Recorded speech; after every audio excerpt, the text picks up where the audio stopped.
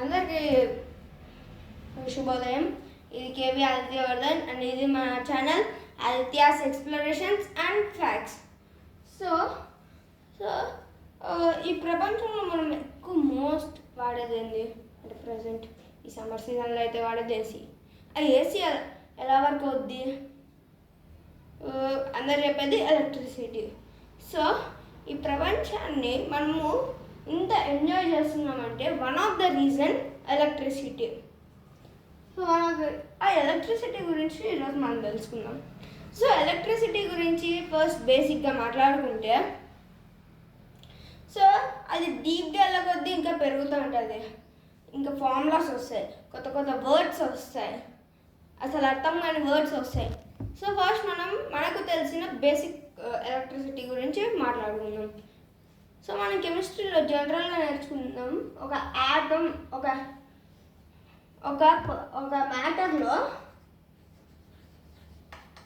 మ్యాటర్లో smallest particle వచ్చేసి ఒక atom.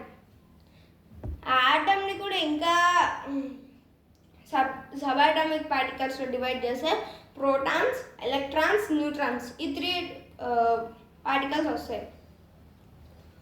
So ఈ ఎలక్ట్రాన్స్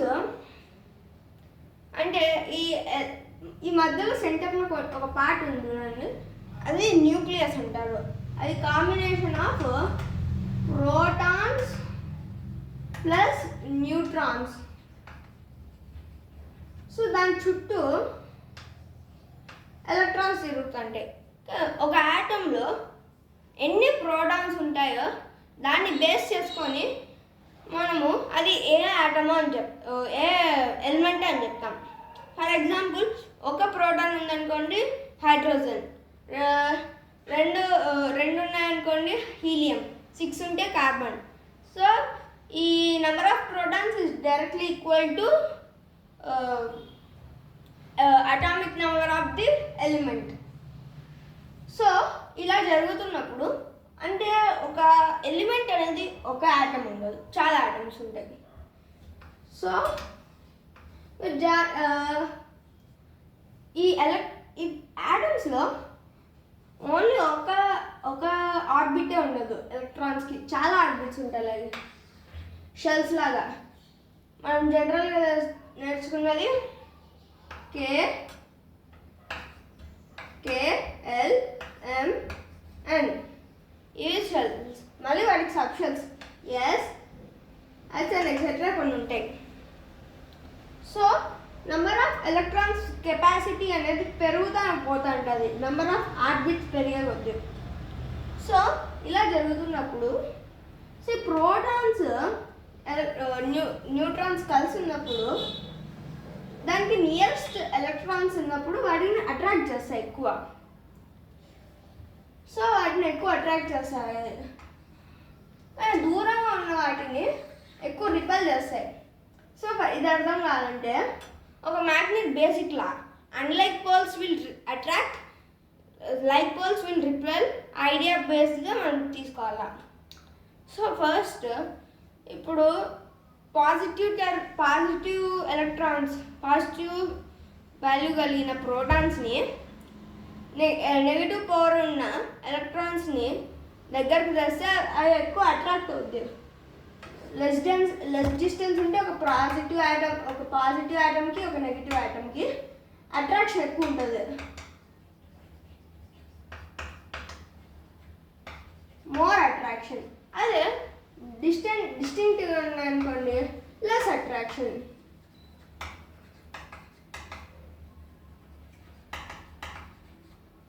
సో ఇది బేస్ చేసుకొని ఒక ఆటంలో ప్రోటాన్స్ న్యూట్రాన్స్ కలిపి ఉన్న న్యూక్లియస్ నుండి ఫార్టెస్ట్ ఒక లాస్ట్ షెల్లో ఉంటాయండి ఎలక్ట్రాన్స్. అవి అంటే ఒక ఎలిమెంట్లో ఒకటే ఆటమ్ ఉండవు, చాలా ఆటమ్స్ ఉంటాయి. అవన్నీ ఈ లాస్ట్ షెల్లో ఒక్కోసారి ప్రెజర్ అంటే ఆ ఇంటర్నల్ ప్రెజర్ అప్లై చేసినాం అనుకోండి, సో లాస్ట్ షెల్లో ఉన్న ఎలక్ట్రాన్స్ లూజ్ అయ్యే ఛాన్స్ ఉంది.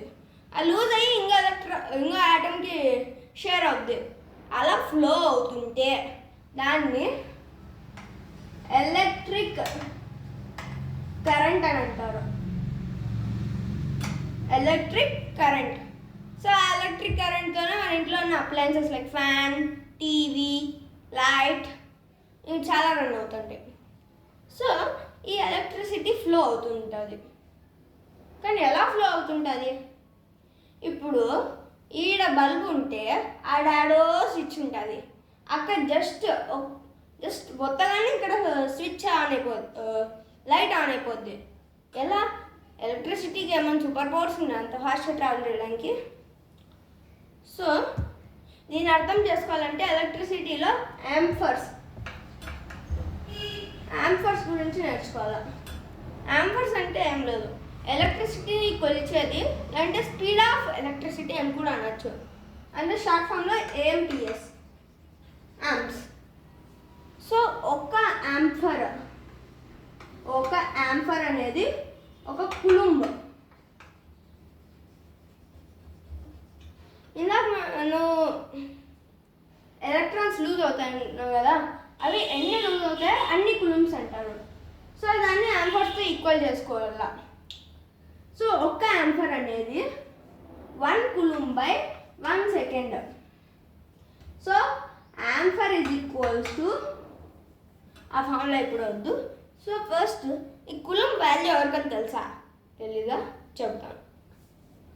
So 1 coulomb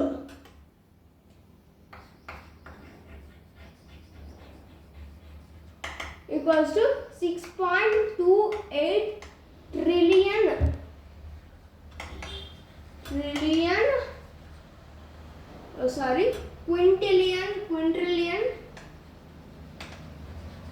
quintillion and kilometers per second, not per hour, second. So అంత ఫాస్ట్గా ట్రావెల్ అవుతుంది ఎలక్ట్రిసిటీ. అర్థమవుతుందా? అంటే మీరే ఇమాజిన్ చేసుకోవచ్చు, ఒక యాంపర్కే ఇంత ఎలక్ట్రిసిటీ, ఇంత స్పీడ్ వచ్చింటే 2 యాంపర్స్, 3 యాంపర్స్, 10 యాంపర్స్, అబ్బో ఇంకా చాలా ఉంటాయి.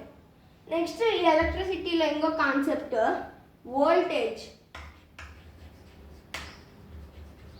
ఈ వోల్టేజ్ అనేది జనరల్గా ఎలక్ట్రికల్ ప్రొడ్యూసింగ్ ఐటమ్స్లో like batteries, cells, generators, transformers, వీటిని కొలిచేయడానికి, మెజరింగ్ చేయడానికి వోల్టేజెస్ వాడతారు.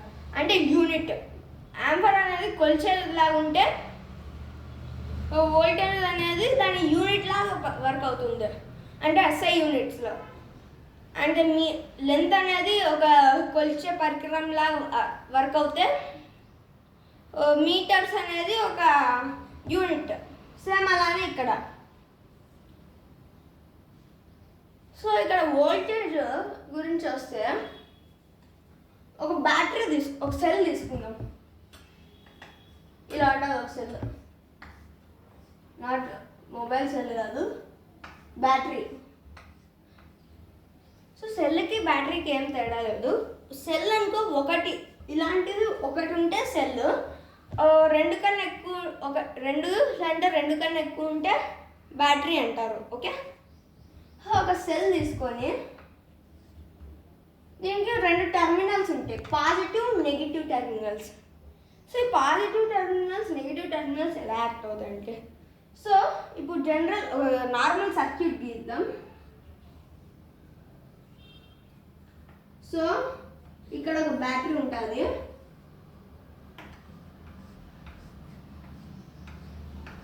సో ఇంకోటి ఇలా కనెక్ట్ చేసినప్పుడు ఈ నెగిటివ్ టెర్మినల్, ఇప్పుడు నీకు వాటర్ ట్యాంక్స్ తెలుసు కదా, పాజిటివ్ టెర్మినల్కి వాటర్ ట్యాంక్స్ అంటే అక్కడ గ్రావిటేషన్ ఫోర్స్ వల్ల వాటర్ కిందికి వెళ్ళి మొత్తం ఊరంతా వాటర్ వస్తుంది. అక్కడ ప్రెజర్ అనే వర్డ్ వాడుతున్నాం కాబట్టి అక్కడ ప్రెజర్ ప్లస్లో ఉంది. అది ఒక సిరంజ్ తీసుకోండి, అది లాగేటప్పుడు వాటర్ వెనక్కి వస్తుంది. సో అక్కడ ప్రెజర్ నెగిటివ్లోకి పోతుంది. సో ఇక్కడ మనం వాడుతున్న ప్రెజర్ అనే వర్డ్ని మన ఎలక్ట్రికల్ భాషలో మాట్లాడితే ఎలక్ట్రోపొటెన్షియల్ అంటారు. ఎలక్ట్రోపొటెన్షియల్. సో ఇక్కడ పాజిటివ్ టెర్మినల్ నుండి ఎలక్ట్రిసిటీ ప్రొడ్యూస్ అయ్యి అది లైట్లో ఇక్కడ మధ్యలో ఒక అప్లయన్స్ ఉంటారన్నా కదా. సో ఫస్ట్ అప్లయన్స్ కన్నా వెళ్ళే ముందు ఇక్కడ మధ్యలో ఏం జరుగుతుంది, ఒక బ్యాటరీ ఒక సెల్ నుండి లేదంటే బ్యాటరీ నుండి ఎలక్ట్రిసిటీ పాస్ అయ్యేటప్పుడు ఈ వైర్స్ మధ్య ఎందుకు ఉంటుంది, ఎందుకు కాపర్సే వాడతారు, ఎందుకు ఇన్సులేటర్స్ లైక్ ప్లాస్టిక్ అవి వాడరు. సో ఇప్పుడు చూద్దాం. సో లైక్ ఫస్ట్ కాపర్నే తీసుకుందాం. కాపర్లో దాని లాస్ట్ షెల్ ఒకటి ఉంటుంది, అది ఈజీగా వదులుతుంది. ఎందుకంటే దాని న్యూక్లియస్ స్ట్రాంగ్గా ఉండదు, అది ఈజీగా వదులుతుంది. కానీ కొన్ని మెటీరియల్స్ ఉంటాయి, వాటి యాటమ్స్ ఏముంటాయంటే లాస్ట్ షెల్ చాలా ఉంటాయి, ప్లస్ ఈ న్యూక్లియస్ దాటిని టైట్గా పట్టుకొని ఉంటుంది అంటే వదలకుండా. సో ఇక్కడ ఎలక్ట్రాన్స్ ఫ్లో అవడానికి లేనప్పుడు ఎలక్ట్రిసిటీ ఎలా పాస్ అవుతుంది, ఎలక్ట్రిక్ కరెంట్ ఎలా జనరేట్ అవుతుంది. సో ఇవి వాడము, వాటిని insulators like plastic, rubber, wood అలా వాటిని వాడేస్తాం. ఇలాంటివి వాటిని కండక్టర్స్ ఉంటారు like copper, iron, most of the metals are conductors.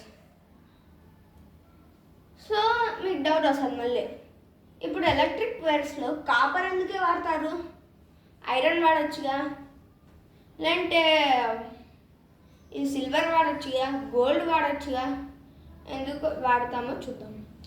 So first దానికి అర్థం కావాలంటే మీకు ఒక వర్డ్ అర్థం కాదు,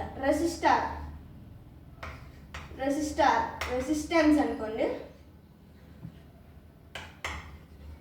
రెసిస్టెన్స్ అంటే ఒక ఆబ్జెక్ట్ని ఎంత స్లో డౌన్ చేస్తుంది. మనం జనరల్గా స్పీడ్ బ్రేకర్స్ ఉంటాయి కదా, అలా స్లో అవుతుంది. ఇక్కడ కూడా ఎలక్ట్రాన్స్ అంటే వాటికి ఇక్కడ ఎలక్ట్రాన్స్ వదిలేటప్పుడు ఈ పార్టికల్స్ ఉంటాయి, వాటికి ఉంటాయి. సో ఇక్కడ ఇవి వాడేటప్పుడు రెసిస్టర్స్కి కొన్ని ఫోర్సెస్ ఉంటాయి, అవి ఏందో ఇప్పుడు చూద్దాం. ఫస్ట్ కాపర్కి అతి లెస్ ఉంటుంది. కాపర్కి అంటే కాపర్లో ఎక్కువ రెసిస్టెన్స్ ఫోర్స్ ఉండదు, అంటే వచ్చే ఎలక్ట్రాన్స్ కంప్లీట్గా ఆపవు.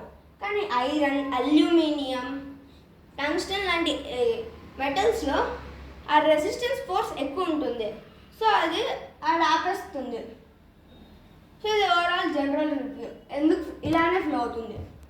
సో ఇప్పుడు మనం బల్బ్లో ఎలా ఫ్లో అవుతుంది, ఇప్పుడు ఒక అప్లయన్స్ పెట్టినాం ఈ సింపుల్ క్లోజ్డ్ సర్క్యూట్లో.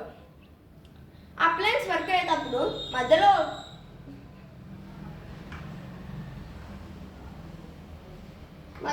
ఇలా చిన్న వైర్ ఉంటుంది, దాన్నే టంగ్స్టన్ అంటారు, దాన్నే ఫిలమెంట్ అంటారు. అది టంగ్స్టన్తో మేడ్ అవుతుంది. సో ఈ టంగ్స్టన్ మీకు రెసిస్టెన్స్ చెప్పేటప్పుడు ఒకటి మర్చిపోయినాను. సో ఆ రెసిస్టెన్స్లో గుద్దుకుంటాయి కదా ఎలక్ట్రాన్స్, ఇంకో ఎలిమెంట్ ఎలక్ట్రాన్స్. అప్పుడు గుద్దుకున్నప్పుడు ఒక ఫోర్స్, ఒక ఎనర్జీ జనరేట్ అవుతుంది, దాన్నే హీట్ ఎనర్జీ అంటారు. Heat energy. ఆ హీట్ ఎనర్జీ బల్బ్లో గ్లో అయ్యి లైట్ ఎనర్జీకి కన్వర్ట్ అవుతుంది. సో ఇక్కడ ఆ బల్బ్లో కూడా జరిగేది అదే. ఆ టంగ్స్టన్కి రెసిస్టెన్స్ ఫోర్స్ వల్ల గుద్దుకొని ఒక హీట్ ఎనర్జీ జనరేట్ అవుతుంది. ఆ హీట్ ఎనర్జీ లైట్ ఎనర్జీగా కన్వర్ట్ అవుతుంది. అదే ఫ్యాన్లో అయితే మెకానికల్ ఎనర్జీ, స్పీకర్లో అయితే సౌండ్ ఎనర్జీ, ఐరన్ బాక్స్లో అయితే హీట్ ఎనర్జీ అలా కన్వర్ట్ అవుతుంది. సో మనం ఎలక్ట్రిసిటీని డైరెక్ట్గా వాడలేము, దాన్ని ఒక electricity is an energy. Remember, electricity is an energy. So ఆ ఎలక్ట్రికల్ ఎనర్జీని డైరెక్ట్గా వాడలేము, మనము దాన్ని ఒక విధముగా వాడాలి. ఎనర్జీస్ అంటే చాలా టైప్ ఉంటాయి, light energy, heat energy, sound energy, water energy, చాలా ఉంటాయి. సో అలా మనం ఈ ఎలక్ట్రిసిటీని కన్వర్ట్ చేసి వాటిని వాడతాం. సో ఈరోజు అందరికీ ఇది అర్థమైనట్టు అని ఆశిస్తున్నా.